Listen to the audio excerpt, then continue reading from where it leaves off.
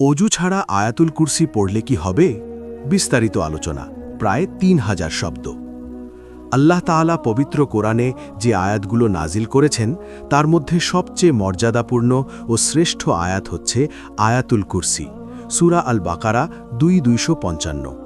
এটি এমন একটি আয়াত যা ঈমানকে মজবুত করে, অন্তরে প্রশান্তি আনে এবং শয়তান থেকে সুরক্ষা দেয়। অনেক মুসলমানের মনে একটি প্রশ্ন আসে, অজু ছাড়া আয়াতুল কুরসি পড়া যাবে কি? এতে কোনো গুনাহ হবে কি? এই বিষয়ে কোরআন, হাদিস ও ফিকহের আলোকে বিস্তারিত আলোচনা করা হলো। ১. আয়াতুল কুরসির মর্যাদা ও ফজিলত। আয়াতুল কুরসি এমন একটি আয়াত যেখানে আল্লাহ তাআলার একত্ববাদ, ক্ষমতা, জ্ঞান, রাজত্ব এবং হেফাজতের বর্ণনা রয়েছে। রাসূলুল্লাহ সাল্লাল্লাহু আলাইহি ওয়াসাল্লাম বলেছেন, কুরআনের সর্বশ্রেষ্ঠ আয়াত হল আয়াতুল কুরসি। সহিহ মুসলিম।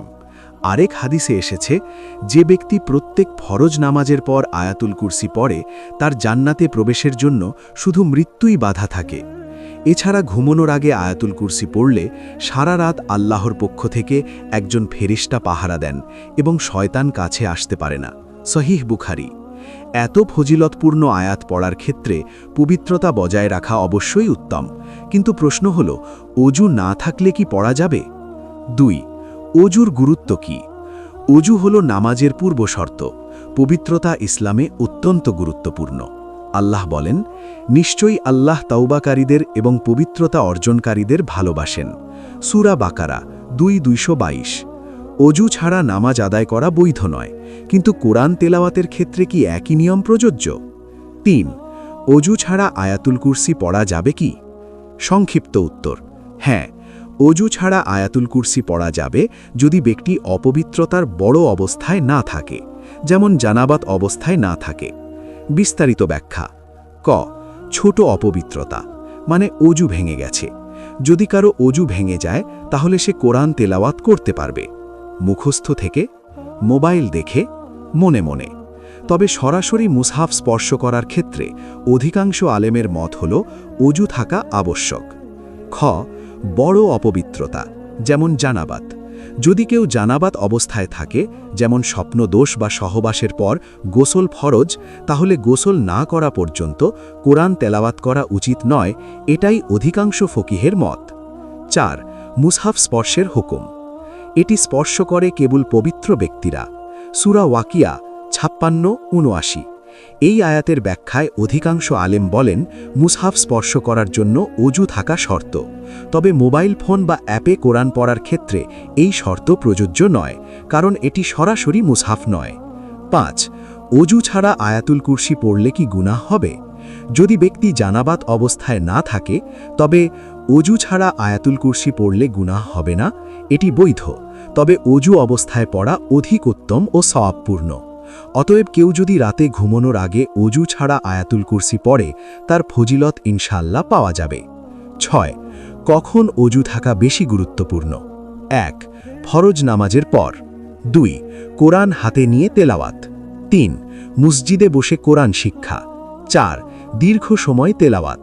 এসব ক্ষেত্রে অজু থাকা শ্রেয়। ৭. আয়াতুল কুরসি পড়ার সঠিক সময়সমূহ। ১. প্রত্যেক ফরজ নামাজের পর। ২. ঘুমানোর আগে। ৩. ঘর থেকে বের হওয়ার আগে। ৪. ভয়ের সময়। ৫. শয়তানের কুমন্ত্রণা এলে। ৮. অজু ছাড়া পড়লে কি সওয়াব কমে যায়?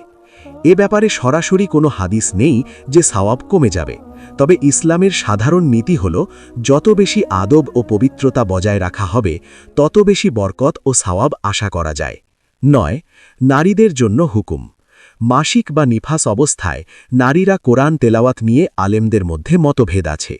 অনেক আলেম বলেন, মুখস্থ থেকে পড়া যেতে পারে, দুয়ার নিয়তে আয়াত পড়া যেতে পারে, তবে সরাসরি মুসহাফ স্পর্শ না করাই উত্তম। ১০. বাস্তব জীবনে করণীয়। সব সময় অজু অবস্থায় থাকার চেষ্টা করুন। অন্তত ফরজ নামাজের পর অবশ্যই পড়ুন। ঘুমানোর আগে পড়ার অভ্যাস করুন। সন্তানদের মুখস্থ করান। শয়তানের ভয় থেকে বাঁচতে নিয়মিত পড়ুন। ১১. আধ্যাত্মিক প্রভাব। আয়াতুল কুরসি এমন একটি আয়াত যা ঈমানকে দৃঢ় করে, অন্তরে সাহস দেয়, ভয় দূর করে, ঘরে বরকত আনে, শয়তানকে দূরে রাখে। অজু থাকলে এই প্রভাব আরও গভীরভাবে অনুভূত হয়। 12 উপসংহার অজু ছাড়া আয়াতুল কুরসি পড়া জায়েজ যদি ব্যক্তি জানাবাত অবস্থায় না থাকে, তবে ইসলামের আদব অনুযায়ী অজু অবস্থায় পড়া অধিক উত্তম ও বরকতপূর্ণ। সবচেয়ে গুরুত্বপূর্ণ বিষয় হল আয়াতুল কুরসি নিয়মিত পড়া। অজু আছে কি নেই এই দ্বিধায় পড়ে যেন আমরা পড়া বন্ধ না করি, বরং যতটা সম্ভব পবিত্রতার সাথে পড়ার চেষ্টা করি। শেষ কথা, আল্লাহ তাআলা আমাদের কোরআনের সাথে সম্পৃক্ত রাখুন, আয়াতুল কুরসির বরকত দান করুন এবং আমাদের ঘর ও অন্তরকে শয়তানের অনিষ্ট থেকে হেফাজত করুন।